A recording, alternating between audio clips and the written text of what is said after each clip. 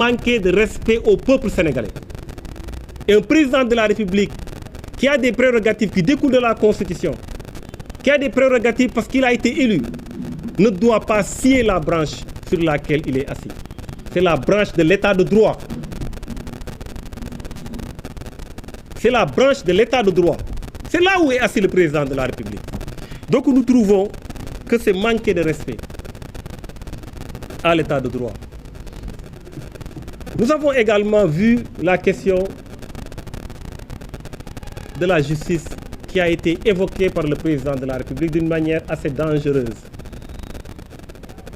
Je me suis enfermé avec mon Premier ministre. Nous avons réfléchi sur un mouvement au sein de la magistrature. Parce que d'ailleurs, les magistrats sont des fonctionnaires comme tout le monde. Non. Non. Les magistrats font partie d'un pouvoir qui s'appelle le pouvoir judiciaire. Ils ont des garanties statutaires. Ils ont un statut qui est une loi.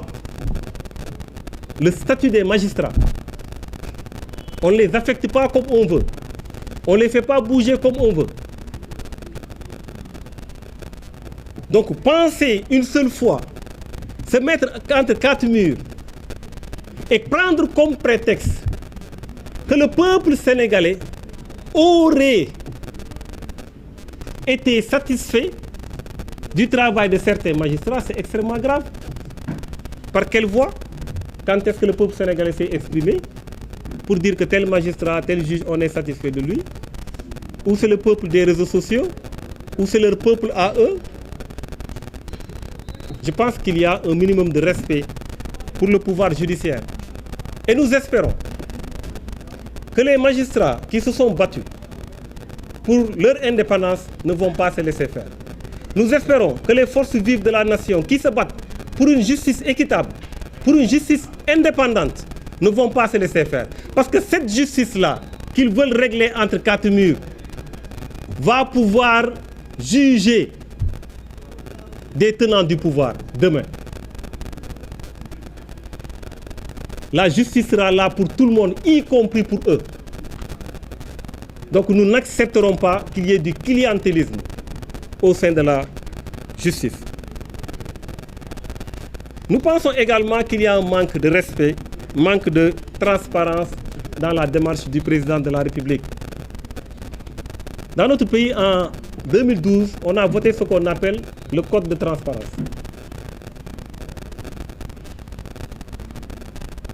Qu'est-ce que vous savez, qu'est-ce que le peuple sait aujourd'hui de tous ces milliards qui ont été empruntés? Qu'est-ce qu'ils en ont fait? Dans leur stratégie, dans leur manière de mettre en avant un bilan, ils nous parlent d'une chose et en cachent d'autres. Oui, nous avons baissé le prix de l'engrais, sans nous dire que le prix a baissé sur l'international. Allez même jusqu'à dire que ça va baisser tous les ans, alors qu'on est tributaire du marché international. C'est quand même grave pour un président de la République. À moins qu'ils subventionnent. Ils ont le droit de subventionner, mais le FMI leur dit plus de subventions, en tout cas sur certains points, je vais y revenir. C'est un problème. Donc, tu ne peux pas dire on a mis de l'argent quelque part sans préciser combien de milliards ont été empruntés depuis qu'ils sont là. On parle de 1150 milliards. Plus de 1000 milliards en tout cas ont été empruntés. Qu'est-ce qu'ils vont en faire? C'est la question. Et les chamboulements qu'il y a eu, les grandes lignes de l'équilibre budgétaire ou financier ont été touchés, c'est évident. C'est eux-mêmes qui en parlent. Il y a eu plus de recettes, c'est eux-mêmes qui en parlent. Mais s'il y a plus de recettes, si on chamboule tout, mais il faut une loi de finances rectificative. Il faut aller chercher l'autorisation au niveau des députés. On ne dépense pas comme ça. Il faut une autorisation de l'Assemblée nationale. Il n'y a pas de loi, jusqu'au moment où je vous parle, il n'y a pas de loi de finances rectificative. Pourquoi? C'est un manque de transparence. Parce qu'ils doivent dire aux députés, par exemple, est-ce qu'il y a eu des décrets d'avance? Est-ce que quand le président de la République est venu et qu'il dit « j'ai pas trouvé de fonds politiques », est-ce qu'il a signé un décret d'avance pour prendre des fonds, pour pouvoir soigner des personnes. Il l'a fait ou pas? Il ne l'a pas dit. Où se trouve la transparence? Si ce qu'on fait, on ne le dit pas. On ne dit que ce qu'on veut dire. Ça ne marche pas comme ça avec un peuple. Ça ne marche pas comme ça avec les deniers publics. Ça ne marche pas comme ça avec l'argent du contribuable. Nous avons besoin de transparence. Mais le pire, c'est sur la trajectoire économique. Quand ils sont venus, ils ont dit oui à FMI. Vous avez entendu, vous tous, le président de la République dire « Le FMI a raison ». Il a utilisé le terme « a raison ». Je ne sais pas vous dire « oui, il disait de mauvaises choses sur le FMI ». Bon, on dépasse ça. Ça, c'est révolu. Mais qu'on parle factuel, qu'on soit factuel. Il dit qu'il a raison. Il a raison sur quoi? Il a raison, oui, sur les subventions, parce que les subventions n'étaient pas bien ciblées, etc. Pourquoi ils ne vous disent pas ce qu'ils ont signé avec le FMI? Pourquoi ils ne vous expliquent pas ce qui a été signé? Quels sont les objectifs à atteindre? L'État du Sénégal a touché 169 milliards. Au mois de juillet, ils doivent toucher 230 milliards sur un montant de 1150 milliards. 2023-2026. Et il y a des conditionnalités. Parmi ces conditionnalités, d'ailleurs, il y a des leviers qu'il faut toucher, notamment la mobilisation des recettes fiscales. Vous voyez, ces temps-ci, la fiscalité est partout, etc.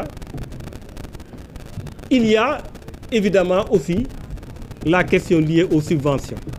Subventions sur les hydrocarbures, subventions sur l'électricité, subventions sur le gaz butane, subventions sur l'essence, subventions sur le gasoil. Ce qu'ils ont décidé, c'est en fin de compte, d'ici 2025, qu'il y ait plus de subventions, zéro subvention. Ça, ils ne l'ont pas encore dit. Ce qu'ils vous disent, on va cibler. Même pour le ciblage, on va en parler. Zéro subvention. Et ça, c'est un document officiel de l'État sénégalais. Et dans ce document qui est intitulé « Feuille de route pour la suppression des subventions dans le secteur de l'énergie à l'horizon 2025 », ils disent ici, c'est un peu long, c'est beaucoup d'aspects qu'on va y revenir, Inch'Allah. En 2024-2025, 2 points, maintenir le cap jusqu'à arriver à zéro subvention. Ça, c'est l'État sénégalais qui l'a écrit. Une fois la première, je cite, une fois la première hausse des prix absorbée par la population, les hausses suivantes seront plus indolores. Surtout si elles sont accompagnées d'une campagne de communication efficace. Pour 2024 et 2025, le manque de maîtrise des données, bon, entre parenthèses, combien de clients de Sénélec, quel prix de pétrole, combien de voitures, etc., rend particulièrement aléatoire toute tentative de s'engager sur des objectifs quantitatifs précis. Mais il n'empêche que le gouvernement a une vision claire de ses objectifs ultimes. Sauf circonstances extraordinaires mettant tout le monde d'accord sur la nécessité de prendre des mesures exceptionnelles, il y aura zéro subvention dans le budget de l'État en faveur des produits que sont l'électricité, le supercarburant et le gasoil. Qu'est-ce que cela veut dire? Déjà, la première conséquence, c'est qu'il y aura une augmentation faramineuse des prix. Ça, au moins, tout le monde peut le comprendre. Mais ils vont le faire d'une manière progressive. Parce qu'il faut que ça soit indolore. Il faut que ça se fasse à petite dose. Il ne faut pas qu'on sente les choses venir. C'est très machiavélique, ça. Très machiavélique. Et qu'est-ce qui se passe? Ils vont commencer par les grandes entreprises. Ce que j'appelle nos champions. Certaines d'entre elles sont même dans l'exportation. Ils parviennent à satisfaire le marché local et sont dans l'exportation. Ils vont lever les subventions. Le fait de lever leurs subventions, ça va créer quelles conséquences? Ça va créer un problème de compétitivité. Parce qu'ils ne seront pas seuls sur le marché. Ça augmente le coût de production déjà. Quand ça augmente le coût de production, évidemment, ça va se répercuter sur le prix de vente. Et ça, quand ça se répercute sur le prix, le pouvoir d'achat du Sénégalais lambda, que je suis, que vous êtes, va en pâtir. C'est-à-dire le fait de cibler les grands, ceux qui ont ce qu'ils disent, ceux qui ont quelque chose qu'ils pourront supporter, c'est également cibler les petits, ceux qui ont une bourse qui n'est pas assez élastique. Et ça, c'est le début. Ensuite, il y a un problème de compétitivité qui va se poser. Ces entreprises vont avoir des difficultés à l'international parce qu'elles ne seront pas compétitives. Ensuite, elles seront obligées de répercuter tout ça, les coûts de production sur les prix. Si l'État leur en empêche, parce qu'il arrive à l'État de dire, oui, écoutez, bon, on va discuter. Je vous enlève telle taxe. Je vous enlève telle obligation. Mais laissez comme ça les prix. Mais si on fait le bilan coût-avantage, on se rend compte, en réalité, ce qu'ils vont laisser ne va pas combler le déficit. Parce que si ça pouvait combler le déficit, ils n'allaient pas lever la subvention. La question est très simple. Ils n'allaient pas lever la subvention. Donc, ils ne vont pas combler le déficit. Ça veut dire qu'ils vont être obligés d'augmenter en étant en contradiction avec l'État, ou ils vont être obligés de se restructurer. Quand on parle de restructuration, où est-ce qu'on va? C'est des emplois perdus, c'est etc., etc. Et à la limite, où est-ce qu'on va aller au risque de perdre des entreprises? Mais ça va se répercuter sur le pouvoir d'achat, ça va se répercuter sur l'emploi, ça va se répercuter sur les Sénégalais. Et ça va se répercuter sur l'État. Parce que ces entreprises, en contrepartie, mais payent l'impôt sur les sociétés, payent des impôts, prennent sur leur argent pour donner à l'État. Plus elles sont compétitives, plus elles sont même à pouvoir enrichir l'État. Et dans tous les pays, les subventions existent, dans beaucoup de pays en tout cas. On soutient les champions, on les accompagne. Parfois, il y a des tempêtes, il faut les soutenir. On le fait chez les agriculteurs en France, aux États-Unis, on le fait un peu partout. Ici en Afrique, en Côte d'Ivoire, on subventionne les entreprises, etc., etc. Et aujourd'hui, on veut supprimer cette subvention. Ensuite, continuer jusqu'à supprimer la subvention au niveau de l'essence, qui concerne tout le monde, du gaz, qui concerne tout le monde, et surtout l'électricité. Et on va arriver à un moment où il y aura évidemment une augmentation faramineuse des prix. C'est évident.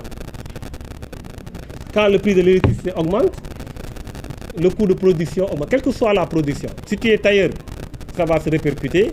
Si tu es autre chose, ça va se... etc. Il y aura une hausse généralisée. Ce qu'on appelle une hausse généralisée des prix.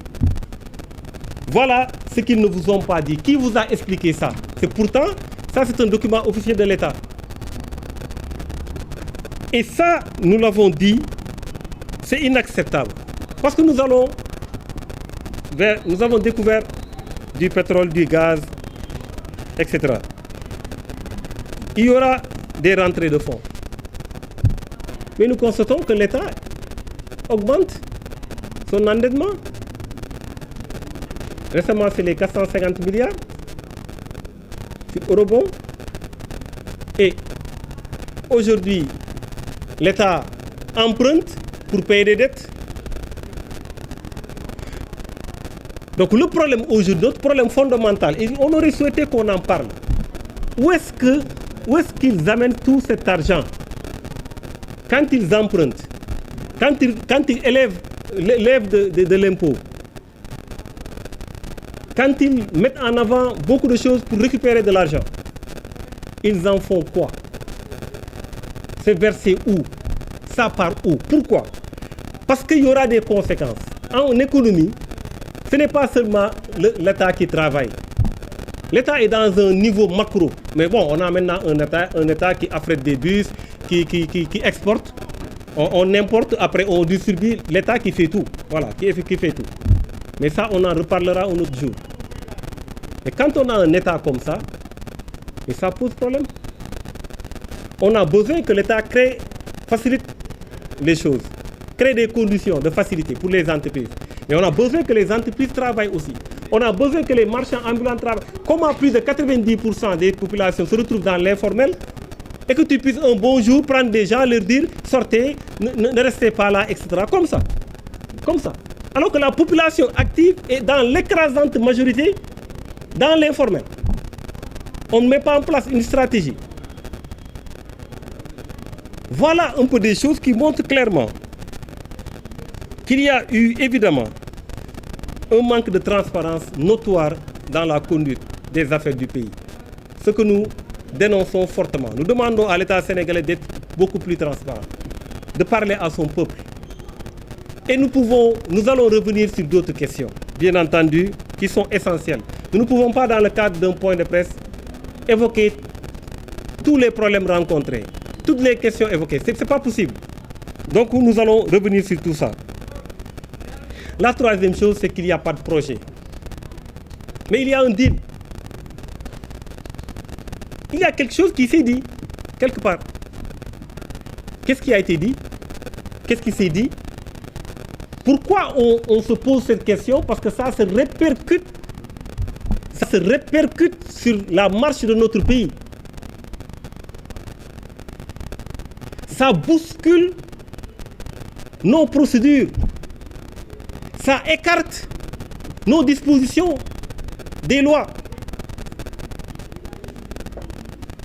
C'est-à-dire qu'on a aujourd'hui une entente qu'on veut institutionnaliser. On veut institutionnaliser une entente politique. C'est pourquoi on a vu un président de la République qui a été très évasif sur beaucoup de questions. Il n'a pas été dans le fond. On lui parle de politique d'emploi, il nous parle d'agriculture, du secteur privé, point. Tout le monde en parle d'ailleurs. Mais comment? Non, il n'en parle pas. Ainsi de suite, ainsi de suite. Même sur la question de la souveraineté, la présence des forces militaires françaises. Oui, il y a un séminaire intergouvernemental, nous allons en parler. Non, mais c'est chez toi. Tu es pour qu'ils partent ou pas? C'est aussi simple que ça, la question est simple. Si tu épouses cette volonté de les voir partir parce qu'ils ne sont pas chez eux, ils sont chez nous, mais il faut le dire. Si on doit discuter, on discute sur comment partir. Mais il est évasif. Il n'est clair sur rien. Par contre, il est clair sur deux choses. Sur les questions fiscales, c'est clair. Et j'en ai parlé, il pouvait être beaucoup plus clair.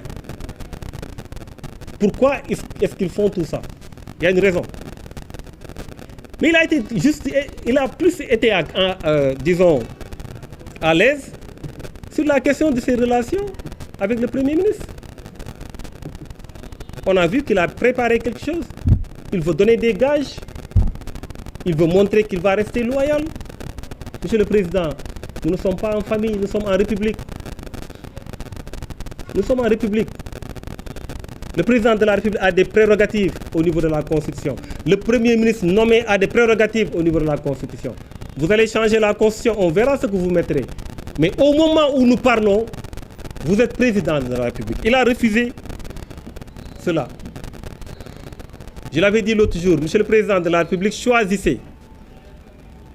C'est à vous de choisir. Soit vous êtes Président de la République ou vous êtes Président auprès du Premier ministre. Mais je remarque aujourd'hui qu'il est plutôt Président par intérim. Il est là pour aller vers une réforme constitutionnelle et donner des pouvoirs au Premier ministre. Il est là certainement pour pouvoir quitter son poste. Mais qu'on résume les choses. S'il pense que le Premier ministre est beaucoup plus légitime, qu'il démissionne et organise des élections. C'est aussi simple que ça. Mais ce qu'il veut imposer, la situation de fait qu'il veut imposer au Sénégal est anticonstitutionnelle. Ça n'existe pas. Un président par intérim n'existe pas. Un président qui est sous l'ombre du Premier ministre n'existe pas dans l'état actuel. C'est à lui de revoir les choses, de revoir sa copie. Donc nous considérons qu'il n'y a pas, il y a effectivement un deal, il n'y a pas de projet. Il n'y a pas de vision. Il n'y a pas de DPG au moment où on parle. Il n'y a pas d'action politique, action gouvernementale, de politique d'action gouvernementale. Il n'y a même pas une explication claire du président de la République. Mais ce qui est clair, c'est qu'il a fait comprendre aux Sénégalais qu'il veut être remplacé par son Premier ministre. Il n'y a que ça qui est clair aujourd'hui. Et nous disons que c'est extrêmement grave. C'est pourquoi d'ailleurs, nous renouvelons notre appel à toute l'opposition sénégalaise et aux forces vives de la nation. Il faut que nous soyons tous des sentinelles. Ce pays nous appartient tous. Nous devons être des sentinelles. Nous devons veiller à ce que l'état de droit soit respecté. Nous devons veiller à ce que nos institutions soient respectées. Nous devons veiller à ce que la démocratie soit respectée. Nous devons être ensemble pour cela. C'est extrêmement important. Me concernant, et c'est là où je vais terminer, je reste engagé pour mon pays. Je reste imperturbable. Je le dis et je le répète. Parce que tout simplement, je ne cherche pas à plaire. Comme je l'ai dit tout à l'heure à Wolof, sama bàmmeel laay liggéeyal. Donc nous pensons que tout Sénégalais doit se mettre au service de son pays. Quelles que soient les attaques, les insultes, les calomnies, les diffamations, il ne faut jamais lâcher son pays. Il faut se battre pour son pays. Et nous sommes prêts à nous battre pour nos pays. C'est pourquoi je dis aux gens qui m'attaquent, vous allez souffrir. Parce que si le but, c'est de me faire taire, c'est perdu d'avance. Par contre, vous allez souffrir. Parce que vous êtes allergique à la contradiction. La contradiction sera de mise à chaque fois que de besoin. Et c'est très important de le dire très clairement. Je vous remercie.